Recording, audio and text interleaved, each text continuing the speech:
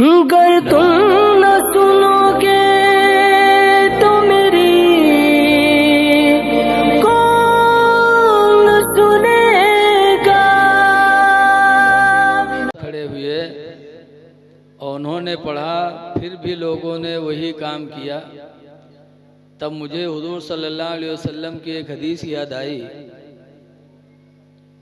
अन अबी बकर सिद्दीक, हज़रत अबू बकर सिद्दीक रदी अल्लाह ताला अन्हु रवायत करते हैं, काला काला रसूलुल्लाह, फरमाते अल्लाह के रसूल सल्लल्लाहु अलैहि वसल्लम ने इरशाद फरमाया, खसलतानि ला यजतमिआनि फी मोमिन। सुभान अल्लाह, सुभान अल्लाह। हुजूर फरमाते हैं कि दो आदत ऐसी हैं जो किसी मोमिन मुसलमान में जमा नहीं हो सकती। दो चीज़ें ऐसी हैं जो मोमिन मुसलमान में नहीं पाई जाएंगी। कौन कौन? नंबर एक पर हुजूर फरमाते हैं सुउल खुल्क, बद इखलाकी, कि जो मोमिन होगा, मोमिन कामिल होगा, उसके अंदर बद इखलाकी नहीं होगी, वो बदखुल्क नहीं होगा, उसके मिजाज में नरमी होगी, उसकी बोली में मिठास होगी, लोगों से मोहब्बत से वो मिलेगा। बेशक जो मोमिन होगा वो बदखुल्क नहीं होगा। और दूसरे नंबर पर सरकार ने फरमाया वल बुखुल, और जो मोमिन होगा, मोमिन कामिल होगा, उसके अंदर बखीली नहीं होगी। बेशक, क्या कहने। मोमिन के अंदर दो चीज़ें नहीं, एक तो जो मोमिन है वो बदखुल्क नहीं हो सकता, दूसरे वो बखील नहीं होगा। तो माशाअल्लाह यहाँ पर बैठे हुए लोग, अल्लाह का फजल है, बड़े दिल के धनी हैं, जो नाते नबी सुनाने वालों को, तकरीर सुनाने वालों को देते हैं, दिए। अभी नहीं सोचो कि हम अपन कुछ फिजा बनाए थे, ये आपने किया है तो हम आप के दिल को एक हौसला दे रहे हैं। बेशक सही है। कुरान की आयत मैंने पढ़ी है, 10वें पारे की आयत है। अल्लाह फरमाता अतीउल्लाह व रसूलह, अल्लाह की फरमा बरदारी करो और उसके रसूल की फरमा बरदारी करो। अगर आज कोई कहता है कि फलां जगह चलना है, चलेंगे, तो अगर किसी सुन्नी ने कह दिया अल्लाह और उसके रसूल चाहेंगे तो चलूँगा, तो वहाबी का कहा थे ये तो शिर्क है। ये बोली तुम्हारी शिर्क की हो गई। तुमको कहना चाहिए अल्लाह चाहेगा तो चलूँगा, रसूल को क्यों मिला दिया? कहते कि नहीं कहते? बोलो। अच्छा, और अगर कोई कहता है कि ये बात बताओ तो नहीं मालूम, तो कहते इसको तो अल्लाह और अल्लाह का रसूल जाने। तो वहाँ भी कहा था अल्लाह जाने कहो, रसूल को क्यों मिला दिया? कहते कि नहीं कहते? बोलो। अल्लाह जाने कहा करो, रसूल को क्यों मिला दिया? तो आज मैं बताना चाहता हूँ कि अल्लाह के साथ रसूल को मिलाना कुरान की बोली है। यहाँ भी आया, अल्लाह फरमाता अतीउल्लाह व रसूलह, अल्लाह की इताअत करो और उसके रसूल की इताअत करो। उसी 10वें पारे की आयत में ये भी लिखा है अगनाहुमुल्लाहु व रसूलुहु, कि सहाबा को, ईमान वालों को अल्लाह ने मालदार बना दिया, व रसूलुहु, और उसके रसूल ने मालदार बना दिया। ये भी कुरान की आयत है 10वें पारे। अगनाहुमुल्लाहु व रसूलुहु, अल्लाह ने उनको गनी कर दिया और उनके रसूल ने गनी कर दिया। और एक तीसरी आयत और सुनो, अल्लाह फरमाता सयरल्लाहु अमलकुम व रसूलुहु, कि ईमान वालों अपने अमल में खुलूस पैदा करो, रियाकारी ना करो। क्यों? सयरल्लाहु अमलकुम व रसूलुहु, कि अल्लाह तुम्हारे अमल को देख रहा है और उसका रसूल देख रहा है। ये सब कुरान की आयतें हैं, लेकिन वहाबीवन के नसीब में ये सब नहीं है। काहे 40 दिन के चिल्लम ले ले जाए कि उनका ऐसा रटाए देते जमते हुए, और ये सब चीज़ नहीं बताओ था। भाई कहेंगे रसूल तो अल्लाह के एक बंदे हैं, एक बशर हैं, वो क्या कर सकते हैं, जो कुछ करेगा अल्लाह करेगा।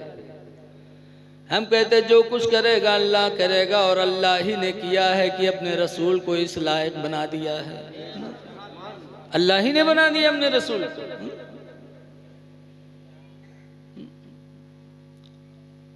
तो जब अल्लाह और उसके रसूल ने गनी कर दिया, बहरहाल मैं कहना चाहता हूं कि आखिर वहाबी ये क्यों नहीं आयत पढ़ पढ़ के बताते हैं। हज़रत उमर रदी अल्लाह ताला अन्हु हुजूर की बारगाह में थे। हज़रत जिब्रील अमीन आए, मिशकात की पहली हदीस है। हज़रत जिब्रील आए और दोनों घुटने मिलाकर हुजूर के घुटने से बैठ गए। पूछा इस्लाम क्या है? तो हुजूर ने बताया शहादत ला इलाहा इल्लल्लाह व अन्ना मुहम्मदन अब्दुहु व रसूलुहु। तो जिब्रील ने कहा सदक़ता, तुमने सच कहा। फिर पूछा क़यामत क्या है, सब बताया। जब जिब्रील पूछ के चले गए तब हुजूर ने हज़रत उमर से फरमाते हैं अतदरी, ए उमर क्या जानते हो कौन थे? तो हज़रत उमर ने कहा मिशकात की हदीस में है, जब हुजूर ने फरमाया उमर पता है कौन थे आए थे जो मुझसे पूछ रहे थे? तो उमर कहते अल्लाह व रसूलुहु आलम, अल्लाह और उसका रसूल ज्यादा जानता है। क्या कहा? बोलो भाई। और वहां भी कहते नहीं, सिर्फ बत्ते कहा अल्लाह जाना थे, रसूल को मिला दोगे तो शिर्क हो जाएगा। पता चला कुरान इनके नसीब में नहीं है। ये वही बोली बोलेंगे, कुरान की बोली नहीं बोलेंगे। 40 दिन के चिल्ले में जा करके जो इनका अमीर रटा देता वही जिंदगी भर कहेंगे। इन वहाबियों की मिसाल वैसे जैसे मौलाना अब्दुल मुस्तफ़ा आज़मी अलैहिर्रहमा अपनी किताब में लिखते हैं कि एक आदमी के शादी है और बीवी रुखसत हो गई और 3 महीना बिहाय भवा कि एक लड़का महतारी हो गया।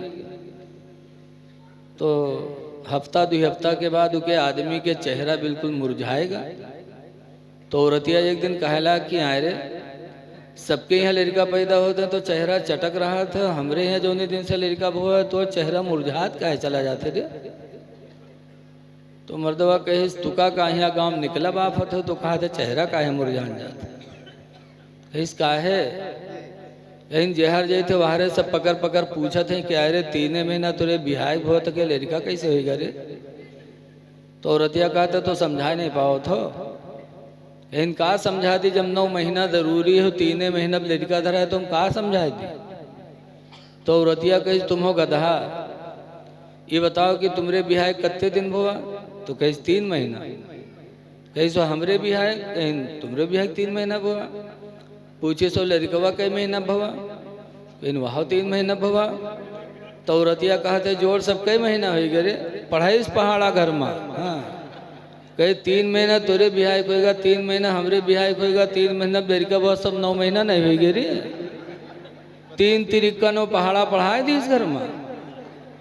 जब पढ़ाए दी तब के समझ में आओ तो कही हाँ यार ये तो 9 महीना भवा है। अब अगर कोनो सार गांव के कही दीस तो के खैरियत नहीं है, बीवी चढ़ाई दीस। अब सुबह फिर जब गांव में यहाँ निकला तो कोनो पकड़ के कुर्ता खींची पीछे इधर और इधर कस के रे तोर 3 महीने के बिहाय बहुत गया, लड़का कैसे होगा रे? बोल लड़का कहीं कहाँ 3 महीने भवा है? 9 महीने में तो भवा है।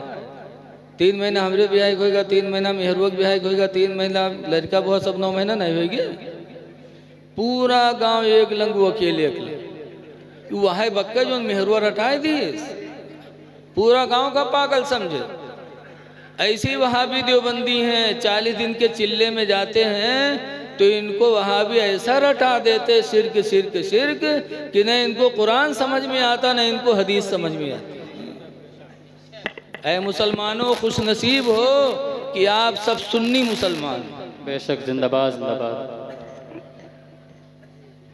आला हजरत इमाम अहले सुन्नत। बहुत से जब कोई पहुंचे तो कहें सैयद साहब आए फलाने मुरीद हो जाओ, तो कोई कहे नहीं हम बरेली से हुए, वो पठान हो, पठान से मुरीद हुई। अरे आला हजरत जहाँ बहुत बड़े आलिम थे वहीं बहुत बड़े वली भी थे। है जिंदाबाद जिंदाबाद। बेशक, लोग कहा तो मौलाना रहे वली थोड़ो रहे। आला हजरत जहाँ मुजद्दिद थे वहीं वली कामिल भी थे। आला हजरत के ज़माने में अंग्रेज़ों की हुकूमत थी हिंदुस्तान में। 2 अंग्रेज़ बरेली गए। आला हजरत नमाज असर पढ़ा के बैठे थे। कुछ लोग बैठे थे तो 2 अंग्रेज़ पहुंच गए। कहने लगे मौलाना अहमद रज़ा, क्या तुम्हारे नबी ने ये भी फरमाया है उलमा उम्मती का अंबियाए बनी इसराइल, कि मेरी उम्मत के उलमा बनी इसराइल के नबियों की तरह हैं? है जिंदाबाद। फरमाया? कहाँ नबी ने फरमाया? तो अंग्रेजों ने कहा बनी इसराइल के जो नबी होते थे वो जानवरों की आवाज़ भी पहचानते थे, चिड़ियों की आवाज़ को भी समझते थे। अगर तुम भी आलिम हो बनी इसराइल के नबियों की तरह, तुम्हारे नबी ने फरमाया अगर सही है तो क्या तुम भी पहचानते हो जानवरों की आवाज़ को, चिड़ियों की आवाज़ को क्या तुम भी समझते हो? आला हजरत इमाम अहले सुन्नत फरमाते अल्हम्दुलिल्लाह मैं भी समझता हूँ। है जिंदाबाद, सुभान अल्लाह। बेशक, और जैसे आला हजरत की ज़बान से बोली निकली कि अल्लाह की कुदरत देखो, अचानक 2 परिंदे चहचहाते हुए उड़ते जा रहे थे। 2 परिंदे चहचहाते हुए उड़ते गुजरे। तो अंग्रेज़ों ने कहा मौलाना अहमद रज़ा, अगर चिड़ियों की आवाज़ समझते हो तुम तो बताओ दोनों चिड़ियाँ क्या कह रही हैं? तो आला हजरत फरमाते हैं कि आगे वाला परिंदा पीछे वाले से कहता है कि जल्दी उड़ो, शाम हो रही है, अंधेरा हो जाएगा, सूरज डूब जाएगा तो घोंसला तलाश करने में दिक्कत होगी। माशाअल्लाह, जल्दी उड़ो। सुभान अल्लाह। तो कहा पीछे वाला क्या कहता है?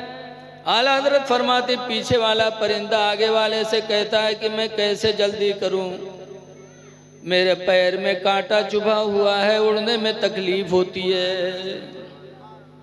जैसे आला हजरत ने इतना बताया, अंग्रेज़ों के पास बंदूक थी, फौरन अंग्रेज़ ने गोली मारी, दोनों परिंदे नीचे गिरे। पीछे वाले परिंदे को अंग्रेज़ों ने उठाया और उसका पैर चेक किया तो हकीकत में उसके पैर में कांटा चुभा हुआ था। जिंदाबाद जिंदाबाद। बेशक, अंग्रेज़ों ने पुकारा अहमद रज़ा, खुदा की कसम आज यकीन हो गया कि तुम्हारे नबी का हर फरमान सच्चा है और तुम उनके सच्चे मानने वाले हो। अंग्रेज़ों ने भी कलमा पढ़ा, आला हजरत की करामत देख कर वो मुसलमान हो गए। सुभान अल्लाह। तो आला हजरत जहाँ बहुत बड़े मुजद्दिद थे वहीं बहुत बड़े वली कामिल भी थे। और पीर के लिए ज़रूरी है कि इतना बड़ा आलिम हो कि अपने मुरीदों के मसाइल को कुरान और हदीस से बता सके। बेशक, ये नहीं कि तवाजा खाएं पीर साहब और मसला बताओ मौली साहब। आजकल बहुत से गांव घूमत, बाबाओं से बचो। हमारे गांव खन्नापुरों में एक बाबा आवा, हफ्तन गुजरेगा, ओके बड़ा चर्चा गांव में हो, मस्जिद में एक को दिन नहीं उसे मुलाकात हो।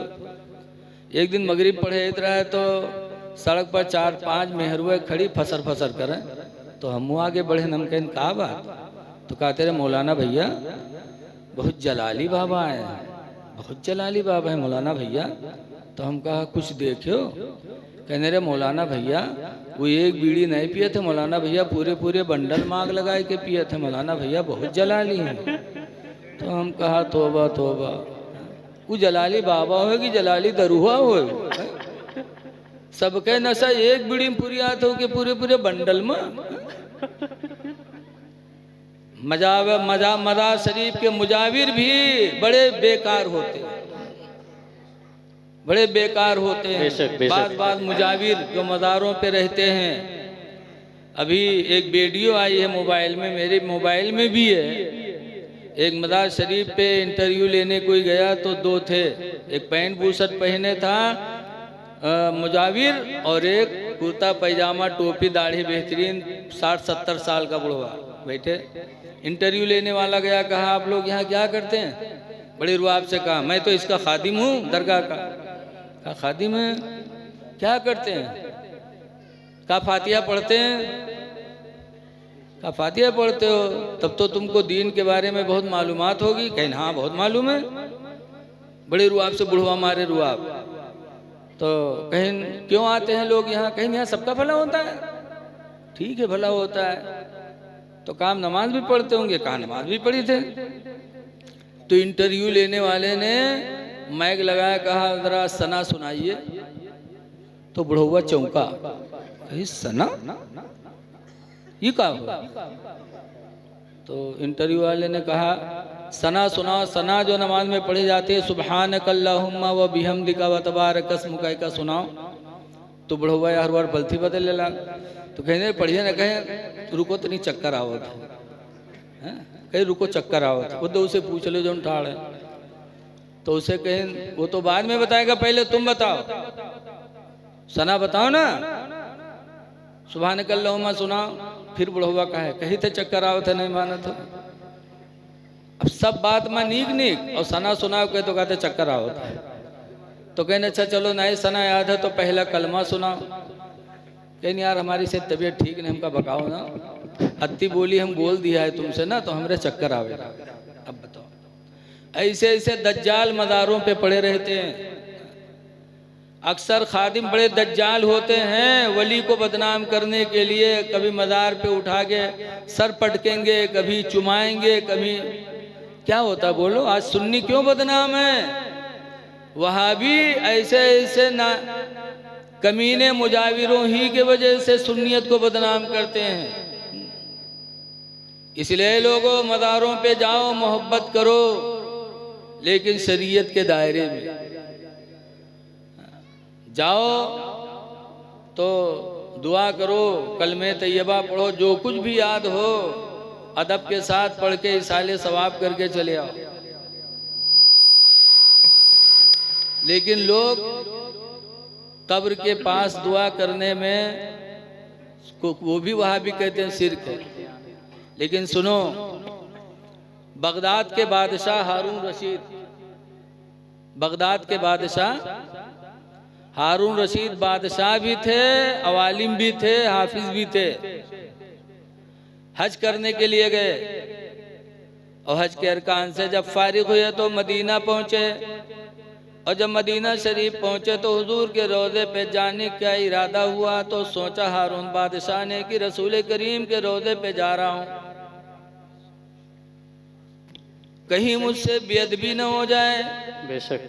तो मदीने मुनव्वरा में उस वक्त हजरत इमाम मालिक रहमतुल्लाह अलैह का मदरसा चलता था। बहुत बड़े इमाम थे इमाम मालिक, 4 इमामों में एक इमाम गुजरे। उनके पास गए, हारून बादशाह कहने लगे कि मज़ार रसूल पे जाना है, आप साथ में चलो ताकि मुझसे कहीं बेअदबी न हो जाए।